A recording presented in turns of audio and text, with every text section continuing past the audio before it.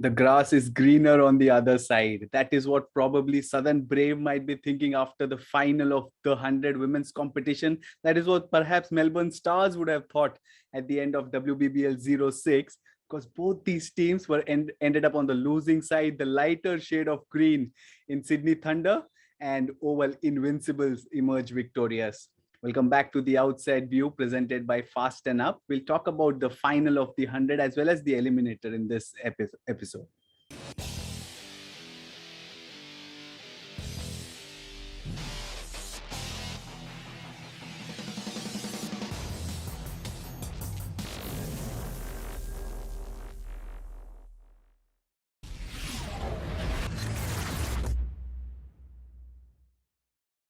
Let's start off with Marizanne Kapp. She caps off a brilliant tournament, isn't it, Ananya? 26 of 14 balls, and then that 4 wickets for just 9 runs, the best figures in this edition of the 100. What a day the South African all-rounder had. It was an incredible day. I mean, I think towards the end of the broadcast, they said Marizanne Kapp bowled the first ball of the 100. She also bowled the last ball of the 100. She picked up the first wicket, picked up the last wicket. So it was like the perfect tournament for Marizanne Kapp. And she should be a default answer for any quiz questions on the 100. But she was outstanding. I think she led that Invincibles pace attack superbly. She missed a lot of the tournament, but came back. And when she came back, I think she batted beautifully and bowled exceptionally well. That surface at Lord's kind of assisted her. Probably, the cloud cover, there was rain about, but the swing she got was just amazing. The accuracy that she showed, she's known for her accuracy, but I think just the control that she showed through those first 10 balls, pretty much unplayable, and broke the back of that chase in those first 10 balls. But I think it just started with the way she batted in that first innings. Her team under a lot of pressure, and she came out with a lot of positive intent. Of course, Alice Capsey helped her and kind of pushed her along nicely. But yeah, she was just an extraordinary player today. I think she probably, I mean, I know it's a team game, but it feels like she probably single-handedly turned the tide in favor of Invincibles. Yeah, indeed. And the stage was set. It was a nice Saturday evening there. The final of the women's 100 competition at Lord. The setting couldn't have been better. There was one team that wasn't brave, and we'll talk about the not so brave Southern side, because they made the finals very easily there, Ananya. They kind of almost romped through that league stage, but on the big day, they probably looked a bit rusty there. Oh, I mean, I don't know. I feel like it's strange, but they obviously qualified directly for the final, so they didn't have to play that extra game that Invincibles did have to. And it happened in the KSL last in 2019, where Western Storm qualified directly, and we thought, oh, maybe they'd lose a bit of momentum there, but of course they went on to win that trophy. So I kind of thought maybe Southern Brave might do that as well, but Oval Invincibles were just far too good for them on the day. I think you say that they weren't so brave.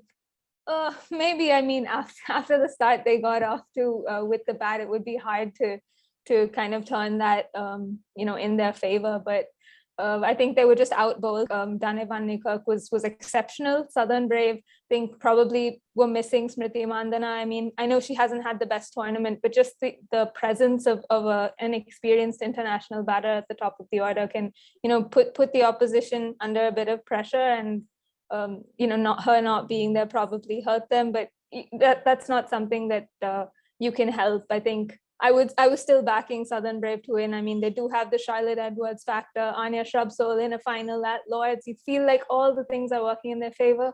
But yeah, just maybe momentum was on the Invincible side. Yeah, Ducks for top 3 of Southern Braves battered in the finals. And also you talk about the Brave in that final, 73 all out, the lowest total in the competition. And you can almost say that Invincibles extracted a sweet revenge, and that is why I say they are Invincibles for a reason. What a season they've had, Ananya. We saw them play the eliminator the other day on Friday. They kind of had the momentum, and both of us talked about it, that if Invincibles bat first, you give them a chance. Otherwise, it's the opposition's day. Yeah, I mean, we saw through the tournament that every time Oval Invincibles chased. They kind of found it really hard to get over the line. I think that first game was an exception where Dane van Niekerk kind of held the chase together and got them over the line. But otherwise, every time they were put under pressure when batting second, it was really difficult for them. And that bowling attack with Marizanne Kapp, Shabnim Ismail, Natasha Farrant, Maddie Villiers, who didn't bowl towards the end of the tournament. You had Dane van Niekerk and then Alice Capsey. I think that bowling attack was extremely strong, and it got them out of a lot of difficult games. Even in that eliminator, we saw that when Birmingham Phoenix looked like they were on top, like they were getting away from the Invincibles, it was again the bowlers, and of course the fielding I think was exceptional in that game, but it was the bowlers who got them out and won them that game. So I'm not surprised again today that it was the bowling that stepped up. Of course, the batters, that middle order did come to the party, got them to a reasonable total, but it was the bowlers that won them that game. And like Nasir Hussain said on air, it's always the bowlers who are going to win you games. And I'm going to keep repeating that again and again as many times as I can. But I think Invincibles through this tournament have proven that it's the bowlers that are going to win you games. Yeah, for you, bowlers are grinners, isn't it? But talking about South Africans, you mentioned it earlier as well. The quiz questions related to the 100 should always have South Africa and its players as the answer, because this was a tournament for the Saffas, the South Africans. We saw Dane van Niekerk come back after a lengthy injury. Marizanne Kapp, of course, at her best. Shabnim Ismail, we also seen Lizelle Lee do her thing. They're gelling well. The players are coming back to form, and that's a good time for them to come back to form, isn't it? Yeah, it did feel like the tournament of the South Africans. I think they all stood up and put in some really impressive performances through the tournament. Dane van Niekerk coming back from injury, ending up as the player of the tournament, or the most valuable player. And again, Marizanne Kapp and Shabnim Ismail had injury concerns through that tournament, a few niggles, but they came out when the pressure was on and really delivered. So I think for South Africa, it's just, like you said, a great time to find form leading into the World Cup. But the hope is, and I keep my fingers crossed, that they're able to, carry that form into the World Cup, because it's going to be a very, very interesting tournament if they continue to play like this. But more importantly for them, I think, as a unit going to the West Indies and a series beginning towards the end of this month, I think it's going to be very important. They're going to get some game time, and just, I think, for the players to have some confidence, some runs and wickets under their belt. It's fantastic for them, and great signs leading into what is going to be a very, very busy 12 to 18 months.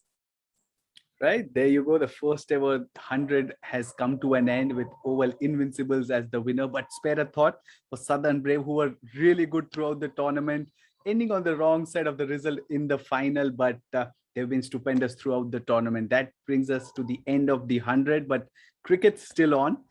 South Africa are touring the West Indies. There's New Zealand, who's already in England. That series will start from the 1st of September. Also, more importantly, there are the European qualifiers for the T20 World Cup as well, starting this week. So keep an eye out for everything. We have interesting content in store for you as well. But for now, that's it from this edition of The Outside View, presented by Fast Enough.